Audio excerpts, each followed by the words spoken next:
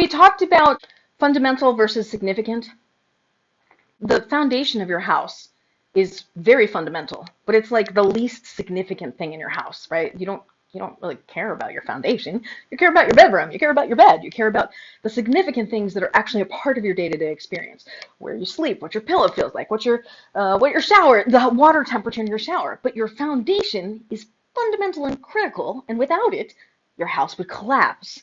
So we often are focused on the bed and the pillow and the shower, and we forget that without the foundation, none of those things are actually possible because we're so in the experience of being in the bedroom, we just take for granted that which is at the base of what we're doing.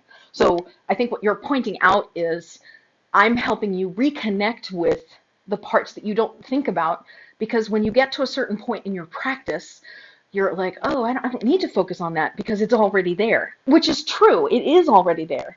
And sometimes, if you look at your house, parts of your foundation are crumbling, and you don't even notice until it's too late. So it can be really useful to go back and take a look at those things, even if you feel like it's okay, because sometimes things feel one way, but they look another way when you actually examine them.